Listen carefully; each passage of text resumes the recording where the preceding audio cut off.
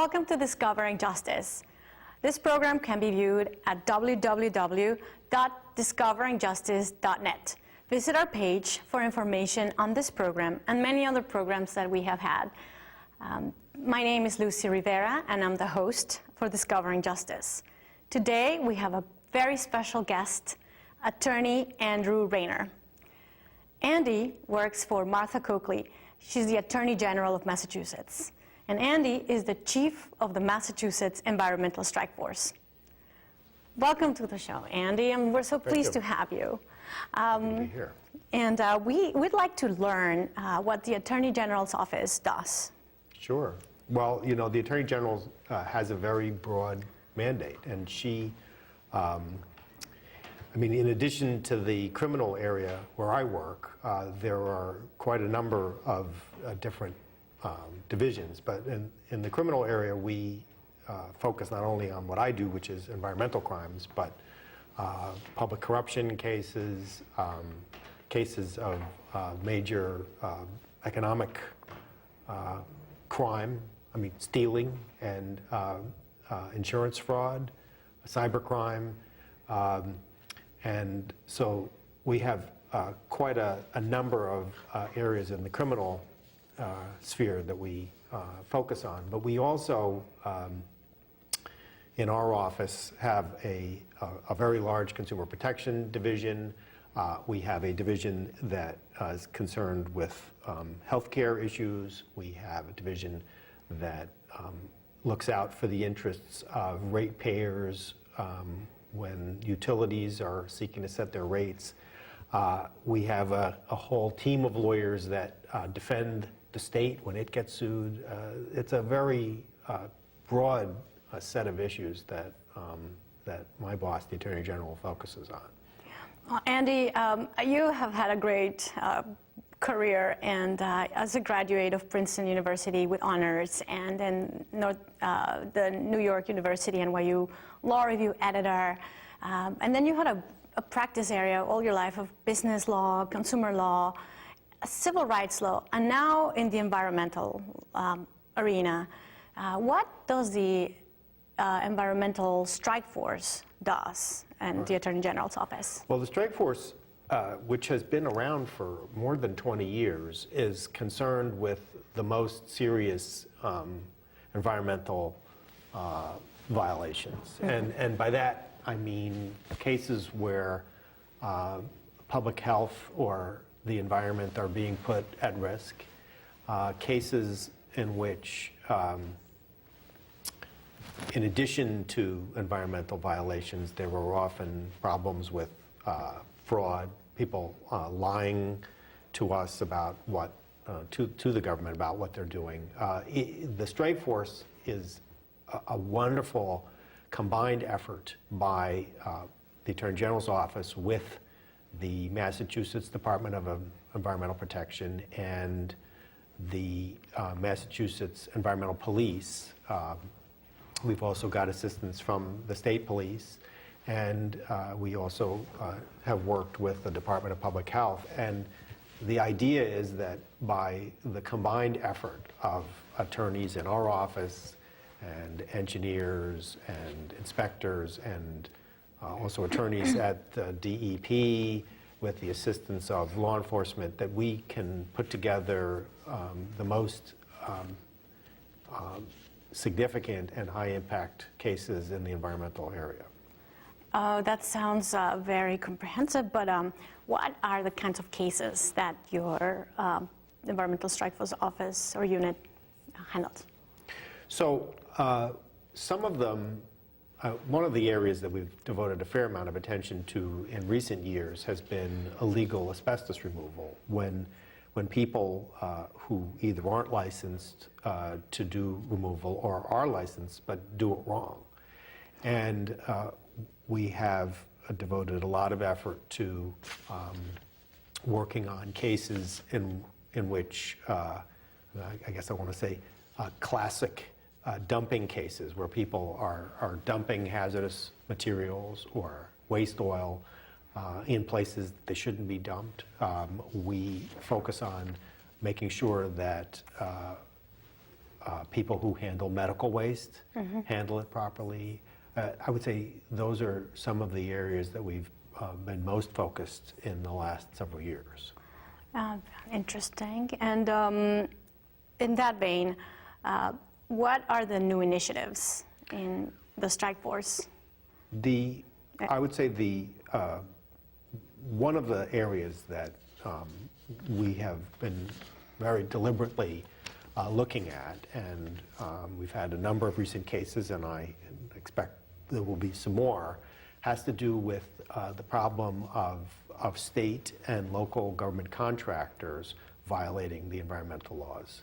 So for example, if someone enters into a government contract, small business, large business, and they are typically required, as one of the terms of that contract, to follow all of the laws and regulations of the state. And if, while they're carrying out the contract, they break the environmental laws, they're not only in a position where we may pursue them for that, but they're also in violation of their contracts. And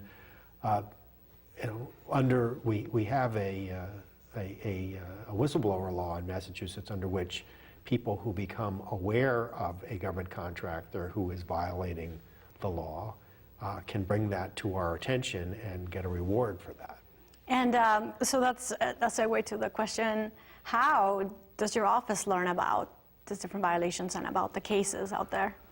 Well, I mean, there's a number of ways. Obviously, there are Department of Environmental Protection inspectors out in the field, but one of the most important ways we learn about our cases is when people call us. People, who see something or even suspect something, call us and tell us. There's actually a toll-free number, 1-888-VIOLATE, which people can call if they want to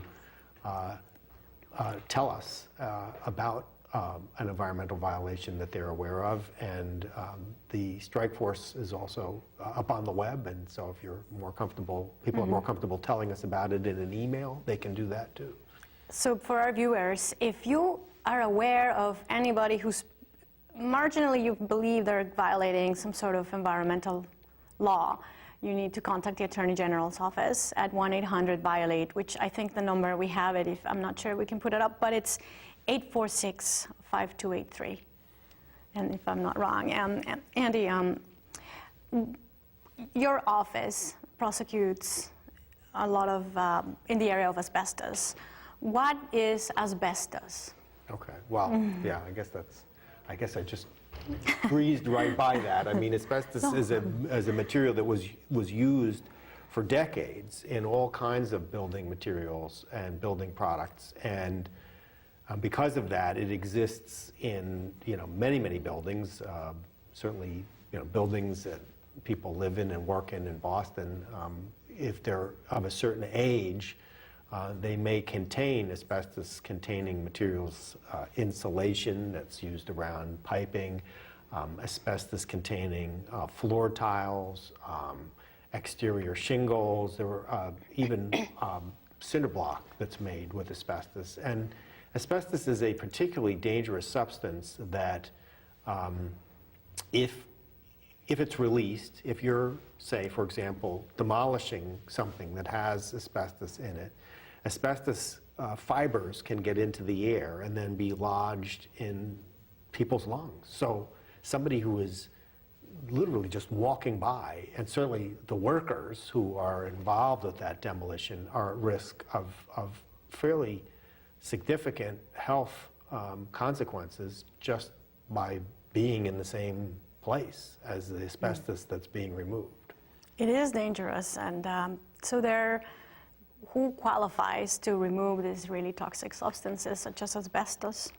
There are, there is a licensing system, and basically to remove asbestos, you have to be, in Massachusetts, you have to be a licensed asbestos removal company. And somebody who does it, who isn't, is breaking the law right there. In addition to that, there are certain procedures that have to be followed when you're doing asbestos removal, the most important one of which is as simple as putting up a barrier, plastic sheeting that separates the area where you're doing the removal from people who may be walking, as they say, walking nearby. You want to, that's the most basic one, but there's a whole series of procedures as well as requirements on how you dispose of the material once you've removed it. So there are there's a lot of potential for doing it wrong, and that's one of the reasons we take it so seriously. I understand. And so have you had any recent cases in this asbestos area? Well, we have had, one particularly recent case, as I say, we've been devoting a fair amount of effort to it, so we have cases that are about to go to trial, and we've had a number of cases. One in particular that recently settled involved a very large company that's based here in Boston known as the Mayo Group. The Mayo Group is a very substantial property owner, and in this case, we were concerned that there seemed to be just a real flagrant violation of the law. The case began because one of the folks from DEP was walking by one of the Mayo Group's buildings, and they literally saw asbestos-containing material come flying out a window into a dumpster. Oh, that's egregious. Well, it was right, it's right there, and so, literally, the people on the street could have been exposed to it, and I think we actually have a picture from that case. I don't know if you can show We have a that picture up there about the Mayo Group's asbestos violations. So this picture was the place where, in the building involved, they were gathering up all the debris. And so this is piles of debris, some of which contained asbestos, and which this was then, as I say, pushed out an open window into a dumpster. So people who were working in the building were being exposed. People outside the building were at risk of exposure. And then we had the amazing fact that this was an occupied building, that this was a building in which people were still living when they were doing this work. So we viewed this as a very serious case, and the company was recently ordered to pay $200,000 in fines, as well as they have been put on probation, and as well as the principal of the company, Mr. McGrail.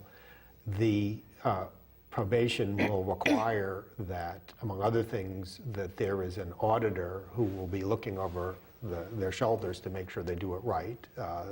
People in the company will need to get the kind of training in proper handling that would have been good to have before this all happened. And this is, I think, we were pleased that the case could be resolved in a way that hopefully will protect people going forward. Thank you, Andy. Again, today we have Attorney Andrew Rayner. He is the chief of the Massachusetts Environmental Strike Force at Martha Coakley's Attorney General's office. She is the Attorney General of Massachusetts. My name is Lucy Rivera, and I am the host of Discovering Justice. And please visit our webpage for information on this program and any other programs at www.discoveringjustice.net.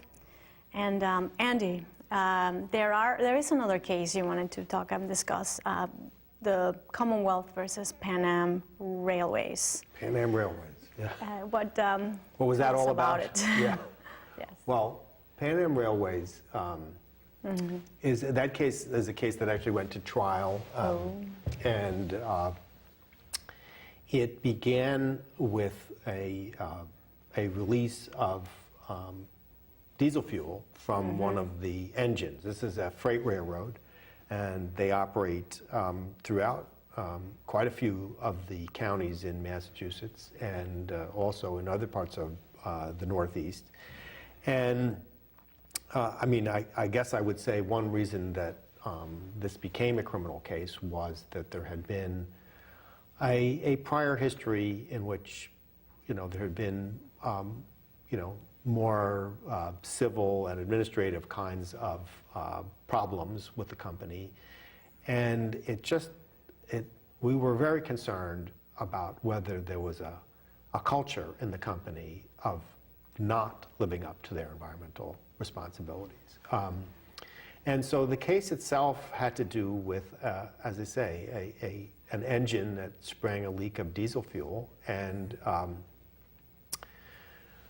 the company responded by sending workers. This happened, you know, in August, one evening in August in 2007. This goes back a few years, and of course it took a while to go through the system to bring the case forward.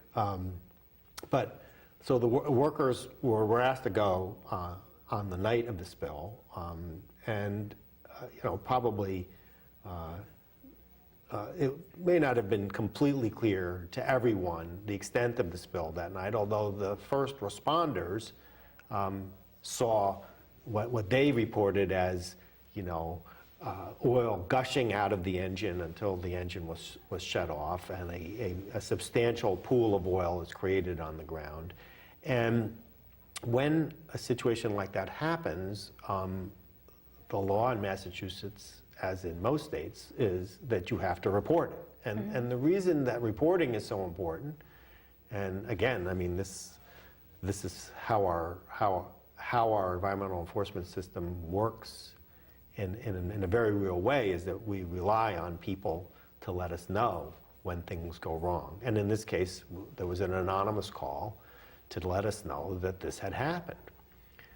The company's response was concerning because, you know, while people were sent there that night to investigate it and to try to begin to soak up some of the spilled oil, they never called the Department of Environmental Protection as they were required to do.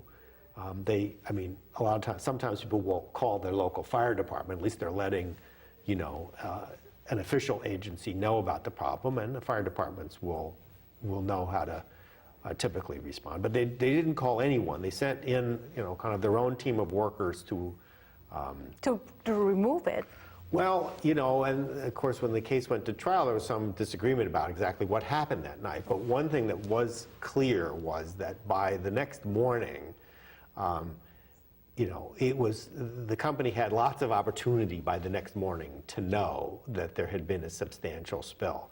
And again, I brought one of the pictures, and maybe we can put up the picture. Oh yes, there is a picture about the Panam Railways up right now. So what you see here is the spot where there had been the spill, and it doesn't look particularly remarkable, except that you see in the middle what is a very bright colored, where it looks like the sun is shining. There's a very bright, brightly colored, brand new stone. And so what they did was they tried to, well, they collected some of the stain soil, and they put down this brand new, brightly, you know, clean looking stone on top of it so that it would look like there had been no problem, except for the fact that the place reeked of diesel fuel. So in other words, the diesel fuel was still underground. It was still underneath the stone.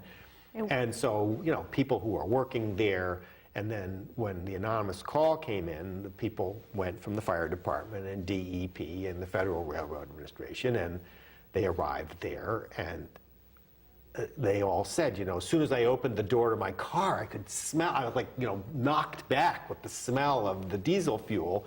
And, you know, you looked, and, you know, what was on the surface was this very bright, brand new stone, but it was basically covering up the spill. That's outrageous. So this was a case that, you know, we felt that not only did they fail to report, but they tried to cover up what had happened. And, of course, when the Federal Railroad Administration guy came, he was able to do pretty quickly a calculation of how much fuel was missing, because the railroad said, well, you know, we didn't think we had to report because we thought that the spill was less than 10 gallons. Well, you know, the guy comes from the Railroad Administration and he says, well, okay, how much fuel did you put into the engine?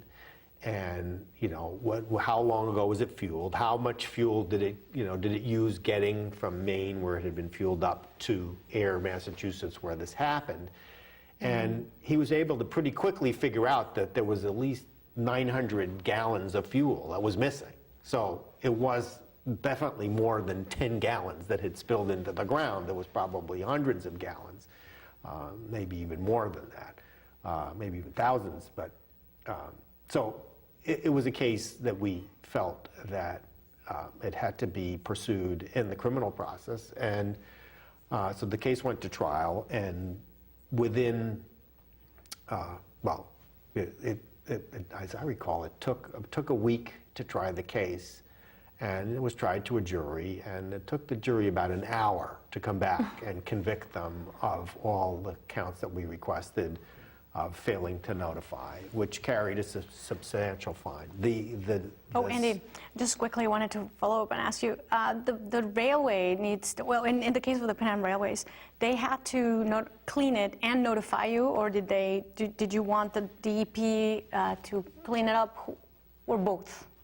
What was the procedure? Okay, well, what the law requires of the person who is the owner or operator of a place or facility where there is a spill is they have to call us. They have to call us and tell us. And then the way the system works, when the system works right, the owner can hire whoever they think they want to hire to clean it up. They can,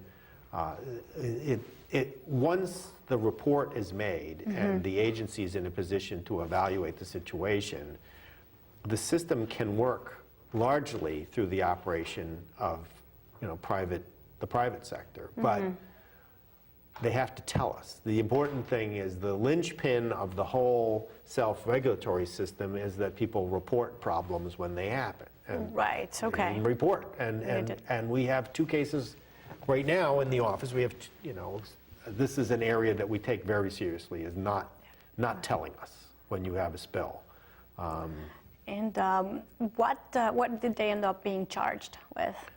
So as I say, there is a crime of failing to report a release of oil or hazardous substance, and the punishment was substantial. The company was there were 4 associated companies, one that owned the train, the locomotive, one that ran, that basically hired the people that ran it, one that owned the rail yard, and there was a parent company. Pan Am Railways is the parent company that owned all those other 3 companies. And all 4 companies were found guilty and fined $500,000 for this spill, and are on probation, under which they have had to revamp their environmental management system. They've been required to train all of their workers in how and when to report a spill. And I'm happy to say they have certainly made improvements since then. And again, I think that's one of the things that we are looking for as one of our goals when we pursue a case like this, is to see that there's a change for the better in terms of compliance with and protection of the environment. That's really important, and the effects to the environment are definitely, you can't quantify how that is going to affect the environment. Right. And the money that was part of the punishment, where does that get allocated? Well, that can depend on the case. I mean, there are cases, in this particular case, the money goes to the people of Massachusetts as a punishment to the company. All right, Andy. Well, this was extremely interesting, and we now know that this agency is objective is to go after environmental problems. And if you have any inkling that there is something like this happening, please contact the Attorney General's office at 1-800-VIOLATE. And we have come to the end of our program, the conclusion. And I want to thank you for giving us your time and following this program and many others. And thank you. Welcome to Discovering Justice. And again, our webpage, if you want information on this program and any other programs that we have had, it's on the up in your TV screens, www.discoveringjustice.net. My name is Lucy Rivera, and I am the host of this program. And I want to thank Andy Rayner for being here today and giving us your time and volunteering and commendable work at the Attorney General's office. And we're proud that we have people like you. Thank you for coming. Thank you very much. Good to see you. Our pleasure to be here. And thank you to all of you. I hope to see you soon and see you next time.